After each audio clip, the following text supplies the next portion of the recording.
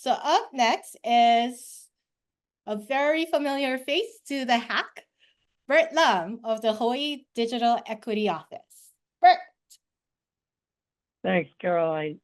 And again, mahalo to Christine Sakuda and Thelma for carrying on the torch here for the Hawaii Annual Code Challenge.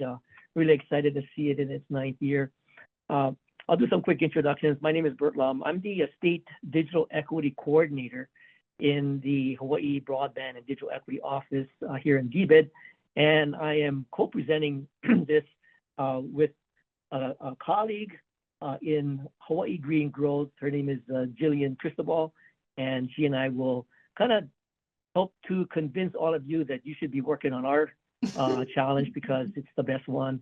Now, what I want to do start off with is give you a little bit of background on what exactly is driving the need for this dashboard. And next slide, the thing that might be a little bit of a mystery is that the federal government has done quite a bit of investment for all the states across the entire country to build broadband infrastructure and actually enable some of these programmatic offerings. And they've made this investment, and we have completed our digital equity plan and are now moving into this phase of helping to fund a lot of the projects that are going on to get the sort of like the digital technologies well understood by all of the population throughout Hawaii. And our focus has been on covered populations. Next slide.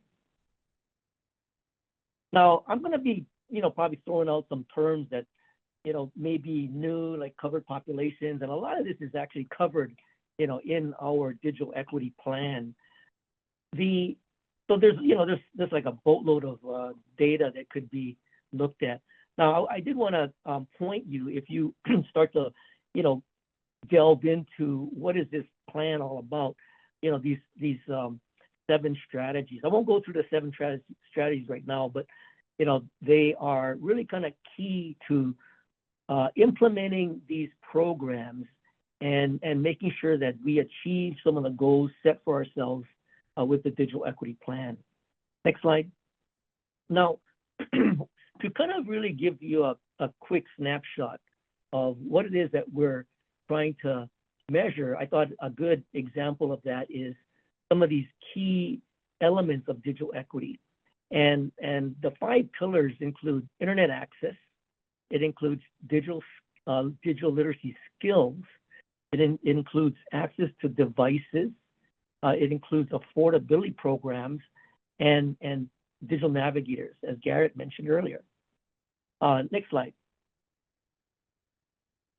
So the challenge that we want to kind of put out there is to help us, design and develop a comprehensive digital equity dashboard that provides near real-time data. And, this is kind of like whatever data is available, can we put it in a dashboard format that provides insights into the state of digital equity across Hawaii. So we're in this really unique position because we're at the beginning of this investment, and we are in the stage now where we're rolling out some of these programs. So like there's digital literacy programs going on in the libraries as we speak. And we would like to see how we could develop a dashboard that could be accessible to policymakers, community stakeholders, the general public, and enable them to kind of get a good understanding of the progress that we're doing to kind of close, the digital divide. And then with this dashboard, we can also identify areas of need, allocate resources, evaluate the effectiveness of ongoing digital equity initiatives. So you can see where this dashboard becomes really the key sort of indicator of where are we going, how are we actually meeting some of these goals. Okay, so the expected outcomes of this hack challenge is clear, user-friendly interface, that helps stakeholders easily understand and monitor digital equity across Hawaii, identify the critical gaps in digital literacy and, and digital access, a platform that fosters transparency and community engagement. Next slide. Now, I'm going to just go through this real quick because I do want to, give Jillian a chance to talk a little bit about an example with Aloha Plus Challenge. But if you look at some of the key areas that we would like to see kind of featured in this dashboard, it would include all of these. Kind of a geographic breakdown, digital literacy tracking, device access and affordability, community feedback loop. How are these programs really impacting the community? Impact of digital equity initiatives and broadband connectivity. So these slides are all available on our Slack channel. So I would highly encourage any of you to check that out. And of course, we'll be here this afternoon to talk more if you have any questions for us. And then I want to give this over now to Jillian from Hawaii Green Growth to kind of talk through some of the platforms we're looking at and a good sort of overview of what Hawaii Green Growth. They pretty much kind of paved the way for some of this, but I'll give you some thoughts on what we might be looking for from a visual representation of this dashboard. Thanks, Jillian. Thanks, Bert. Hello, everyone. I'm Jillian Cristobal. I'm the dashboard coordinator with Hawaii Green Growth, UN Local 2030 Hub, and I oversee various developments, maintenance, and updates to our Aloha Plus Challenge dashboard. If you saw on Rebecca's slide earlier, it was that little colorful wheel in the corner of the open data portal for the state. So we're also featured there. But I'll share with you folks a little bit more about the technical platform and some design aspects that we might be looking for this challenge. So we primarily use Esri, which specializes in geographical information systems, also known as GIS.